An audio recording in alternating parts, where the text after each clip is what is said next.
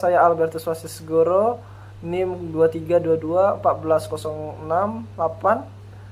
Saya akan menjelaskan tentang data-data yang ada di Google Form tentang interpretasi data tersebut. Oke, yang pertama saya akan memasukkan dulu namanya, yaitu jenis pembayaran. Lalu ke labelnya kita tulis jenis pembayaran juga. Lalu ke value-nya kita tulis di sini pertama angka 1, lalu labelnya tulis e-wallet. Lalu yang kedua tulis nomor 2 di sini, lalu labelnya uang tunai. Lalu oke.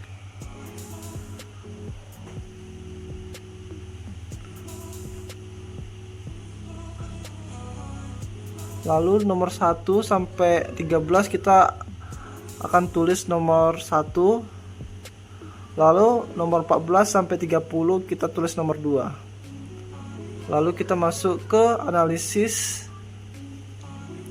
Lalu ke nota parametrik tes, langsung ke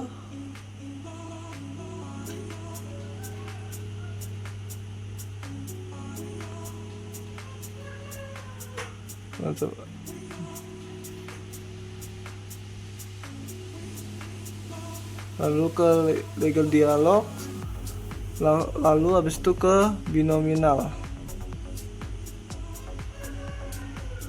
lalu kita masukkan, lalu oke.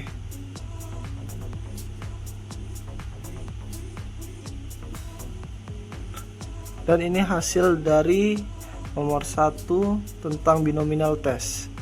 Oke, 1. Interpretasi binominal memaparkan bahwa kategori jenis pembayaran yang digunakan ada 2, yaitu e-wallet dan uang tunai. Jumlah masing-masing adalah e-wallet 13 dan uang tunai 17. Nilai proporsi uji tes prop 0,50. Proporsi pengamatan untuk kategori e-wallet 0,43 dan kategori uang tunai 0,57. Hasil nilai peluang eksas binominal 2 arah accessing 2 TO, yaitu P value adalah 0,585. Value nya lebih besar dari 0,5, maka HO diterima, HA ditolak. Kesimpulannya, terdapat pembedaan jumlah frekuensi generasi muda yang menggunakan alat pembayaran e-wallet dan uang tunai.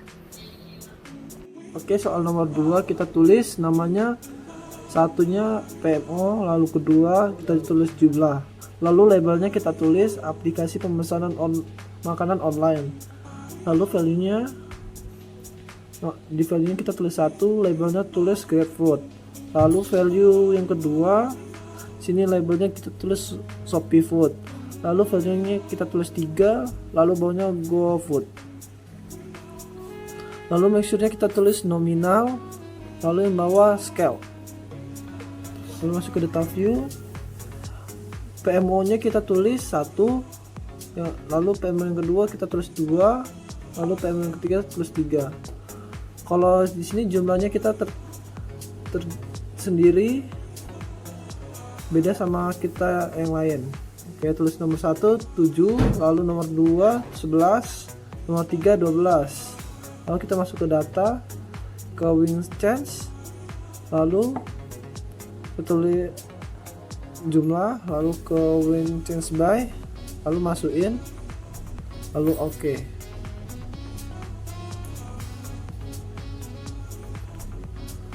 Kemudian kita ke analisis, lalu ke nota parametrik test, lalu ke legal dialog, lalu ke change square.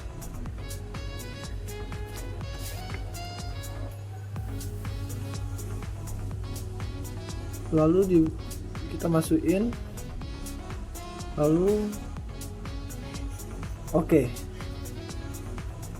Dan ini hasilnya dari square Tes teori nomor 2. Uji C kuadrat sampel tunggal. Interpretasi pada bagian frekuensi memuat informasi nilai pengamatan observasi merupakan hasil data mentah yang diperoleh peneliti. Informasi nilai harapan expectation yaitu jumlah rata-rata dengan nilai sama besar untuk bersaing masing-masing pilihan. Sisaan untuk masing-masing aplikasi PMO yang dipilih konsumen. Pada bagian teks statistik, kita mendapatkan informasi nilai C kuadrat X2 1400, DF derajat bebas atau degree of freedom 2, tanpa pula bahwa tidak ada sel dengan tersebut. P-value sebesar 0,497, nilai harapan 0,5, maka HO diterima, HA ditolak. Kesimpulannya bahwa permintaan mahasiswa terdapat aplikasi pesan makanan online adalah berbeda.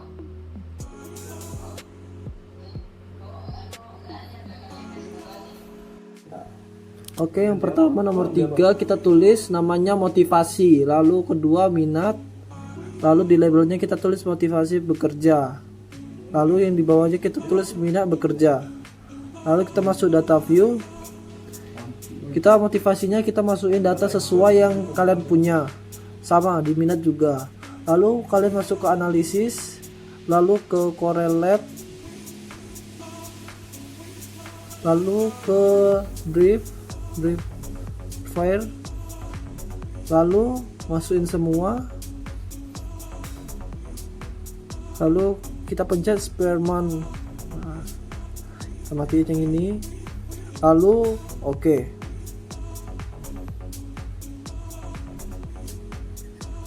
Dan ini hasil dari Spearman. Oke. Ketiga, uji Spearman rank. Interpretasinya, nilai koefisien korelasi berada pada level 0,416 dan positif. Nilai signifikan berada pada level 0,0 sampai 0,0, lebih besar 0,05, maka HO ditolak, HA diterima. Kesimpulannya, motivasi mahasiswa dan minat berorganisasi memiliki korelasi yang positif dan sangat kuat. R-nya 0,416.